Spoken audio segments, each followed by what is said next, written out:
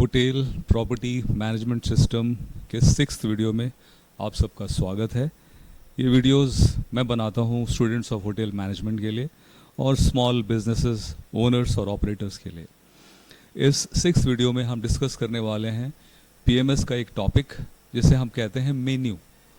और मेन्यू क्या होता है ज़्यादातर लोग जानते हैं, लेकिन अगर किसी को थोड़ा डाउट है तो मैं थोड़ा सा एक आपको शॉर्ट क्लिप दिखाता हूँ यूट्यूब से राजकुमार राव का, जहाँ पे वो एक डिस्क्राइब कर रहे हैं menu. Chinese, Italian, Bengali, Thai, Mughlai, Mexican, Punjabi में माँ की दाल तड़का लाके छोले कुलचे नींबू पाके, पनीर टिक्का, पनीर मलाई, पनीर भुर्जी, पनीर कढ़ाई, चिकन टिक्का, चिकन मलाई, चिकन करी, चिकन कढ़ाई, लॉलीपॉप, शेजवान 65, मंचूरियन, तंदूरी रोटी, रुमाली रोटी, नान, पराठा, सलाद और अचार साथ में फ्री।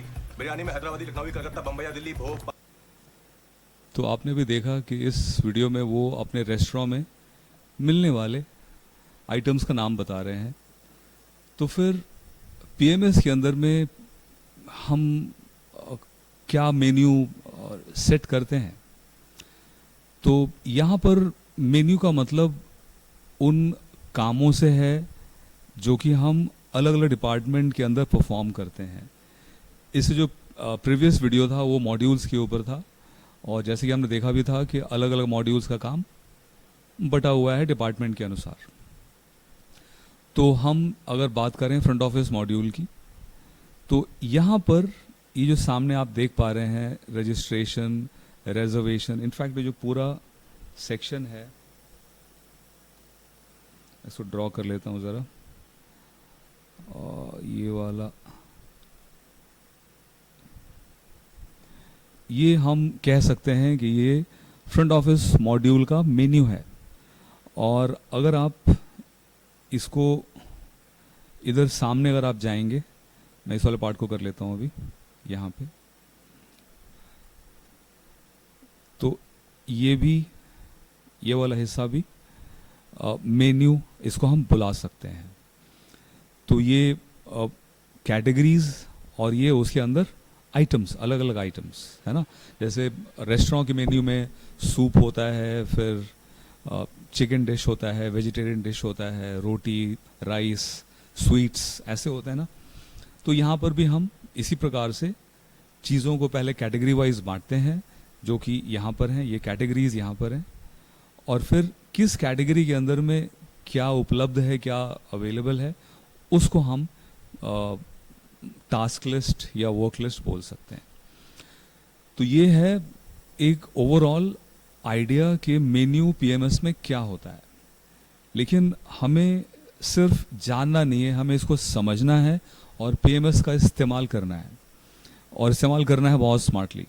तो इसके पीछे की लॉजिक को, कॉन्सेप्ट को समझाना मेरी जिम्मेदारी है, और आप प्लीज़ थोड़ी देर के लिए फोकस कीजिए। वीडियोस थोड़े लंबे हो जाते हैं मेरे, मैं जानता हूँ, मगर अगर मैं एक्सप्लेन नहीं करूँगा और अगर आप ठीक से हर बात को समझेंगे नहीं तो फिर आपसे गलतियाँ होंगी और ये सारा लर्निंग प्रोसेस बेकार चला जाएगा। तो समझते हैं कि आखिर हम इस प्रकार से इस पीएमएस को ऑर्गेनाइज क्यों करते हैं। तो हम सब शुरू करते हैं वर्ड ऑर्गेनाइजेशन से। किसी भी संस्था को जहाँ पर बहुत से लोग किसी एक सेम मकसद के लिए काम कर रहे हो, तो उसे हम बोलते हैं ऑर्गेनाइजेशन। जैसे स्कूल एक ऑर्गेनाइजेशन है, और पुलिस स्टेशन एक ऑर्गेनाइजेशन है। तो इन सब का अपना अपना एक उद्देश्य होता है, पर्पस, गोल होता है, और वो अपना काम करते हैं।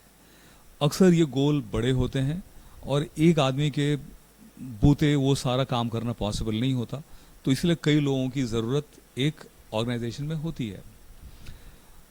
और फिर अगर एक साथ बहुत से लोग इकट्ठा हो जाएंगे तो कन्फ्यूजन होना स्वाभाविक है, लाजमी है। तो इसीलिए कन्फ्यूजन ना हो, हम कामों का एक बंटवारा करते हैं जिसे हम बोलते हैं डिवीजन ऑफ लेबर। और हम कहते हैं कि ये हमने पूरे सारे काम को अलग अलग हिस्सों में बांट दिया, और ये डिपार्टमेंट ये वाला हिस्सा करेगा, ये डिपार्टमेंट ये वाला हिस्सा करेगा। जैसे हमारे होटल में 4 मेन डिपार्टमेंट्स हम कहते हैं, front office, housekeeping, food and beverage service और फूड प्रोडक्शन। तो इन सब का अपना अपना काम बटा हुआ। जैसे फूड प्रोडक्शन खाना बनाएगा, प्रोड्यूस करेगा, और सर्विस उसे परोसेगा। और इस काम में हम कभी मिक्स नहीं करते, दोनों काम अलग अलग होते हैं। तो ये जो मॉड्यूल्स हैं और फिर उस मॉड्यूल के अंदर जो आपके इस अंदर अलग अलग कैटेगरीज हैं, ये काम का बंटवारा है। हम ऑलरेडी ये काम का बंटवारा यहाँ पे देख चुके हैं। ये डिपार्टमेंट्स हैं और ये एक डिपार्टमेंट के अंदर अलग अलग जो सेक्शंस होते हैं, ये उनका काम है ना। और फिर किसी एक सेक्शन के अंदर में ही बहुत सारे काम होते हैं। तो कोई बुकिंग कर रहा है, कोई बुकिंग की एडिटिंग कर रहा है, एक्सक्यूज मी, रिजर्वेशन में रूम बुकिंग है, अमेंड मतलब बुकिंग को चेंज करना, कैंसिल मतलब बुकिंग को डिलीट कर देना। तो इस प्रकार से हम काम का बंटवारा कर देते हैं और यही एग्जाम्पल है मेन्यू का। तो हम इस वाले हिस्से को मॉड्यूल्स बुलाते हैं, इसको हम सब मॉड्यूल बुलाएंगे, इस वाले हिस्से को जो बाईं तरफ आपके स्क्रीन पर है, और इस वाले हिस्से को हम एक्चुअली मेन्यू बुला सकते हैं। तो जब कभी आप किसी पीएमएस में काम करेंगे तो आपको मेन्यू की ज़रूरत पड़ेगी ये जानने के लिए कि मुझे एक्चुअली करना क्या है। तो अगर आपसे कोई कहे कि रूम बुकिंग करो तो आप क्या करेंगे, आप यहाँ पर आके टाइप करेंगे BOOKING और आप देखेंगे अभी कि आपकी स्क्रीन पे एक बॉक्स आ गया और वो सारे आइटम्स जिसमें बुकिंग शामिल है, जैसे रूम बुकिंग करना, अमेंड बुकिंग करना, कैंसिल बुकिंग करना, ये सब आपके सामने यहाँ लिस्ट पर आ गए हैं। आपको जो पसंद है आप उसको उठा लीजिए और उस काम को कर डालिए। तो ये है कॉन्सेप्ट एक पीएमएस के अंदर में मेन्यू का। आई होप आपको समझ में आया होगा और इस वीडियो में इतना ही।